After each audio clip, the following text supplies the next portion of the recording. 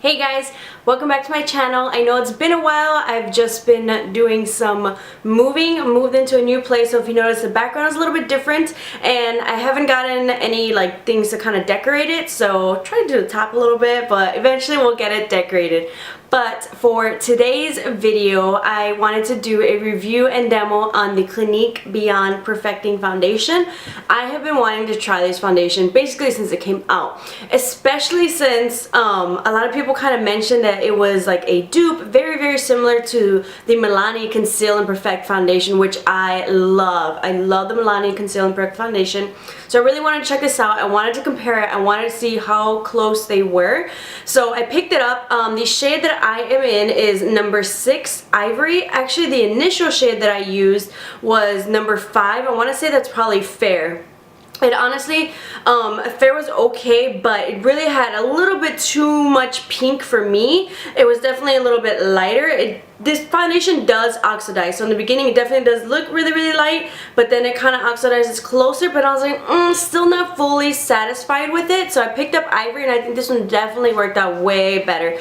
Ivory definitely has more neutral, because like my skin tone, it's like pink neutral, like neutral with like that pink in there. So I'm definitely not warm, but I have like neutral pink mix in there. I'm not totally pink. So you know what, let's check out Ivory, and I definitely like the way that it looks way better.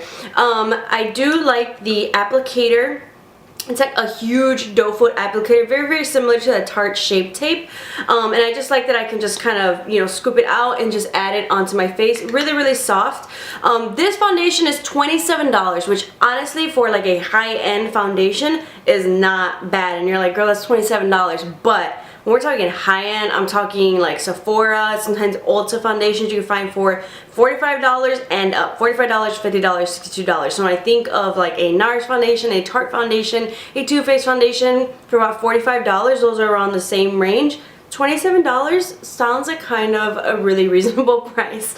So I was like, you know what, let's pick this up.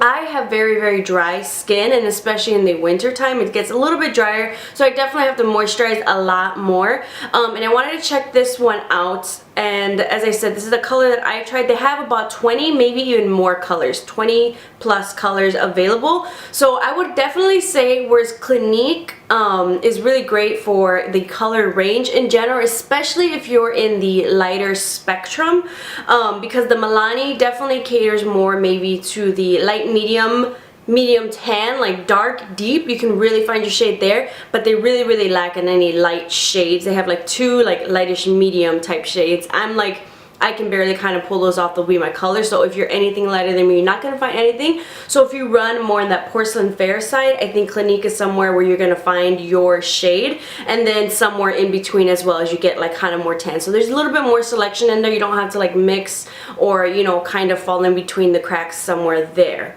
This foundation is definitely really good medium to full coverage. Off the bat, a good medium full. One application of this, I think it's great. You can definitely, it's a nice medium, almost pretty much full coverage. It doesn't feel heavy though. I will say because of the consistency, it's definitely a thicker, creamier consistency. I would definitely suggest using a beauty blender, a brush with this foundation, just like the Milani. It's just gonna look really cakey on you.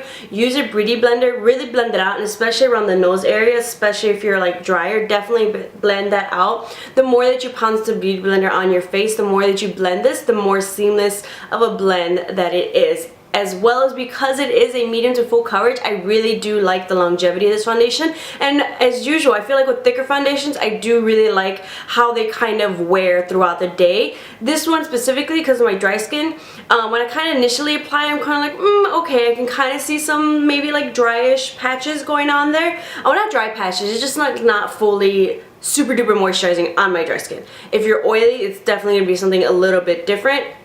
But as it kind of sits and sets into my skin, it definitely just kind of meshes in, blends in, and I can kind of see that moisture and it don't look as dry. I do love the blendability of this foundation, and I do love the longevity. This is definitely going to last you throughout the workday, 8+ hours, and I think it's going to wear really nicely. Now I really do like this foundation. It is the winter time, so it's not as moisturizing I feel like as it could be, so I'm not going to dock it a lot of points given the weather, because that just happens with a bunch of my foundations in general. That's just my skin.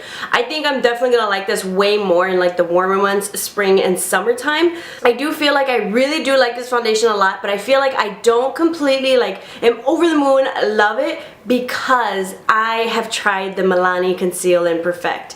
This foundation, I think this one is best for dry, normal to dry skin, and if you're normal to oily, I think lean more towards this one. The funny thing is I feel like both of these are really great for all skin types, but if I had to narrow it down and someone were to ask me, well, which one would you suggest? Which one would you prefer? I prefer the Milani Conceal and Perfect, but I think that's because I'm dry skin, and this one has a little bit more moisture to it, where I feel like that's why there's like a lot of oily skin people who are kind of like, I don't know, it's making me feel really bit oily, it's a little bit too much for me, and maybe this is something they might prefer in the winter time when they do need that moisture. Whereas this one, I'm dry skin, so I'm feeling like, ooh, I kind of wish there was a little bit more moisture in this, so therefore I feel like that's why a lot of oily skin people have really been liking this one. So I feel like that's why I would suggest Milani for my dry skin girls, normal to dry skin, and the and the Clinique Beyond Perfecting Foundation for my normal to oily skin girls.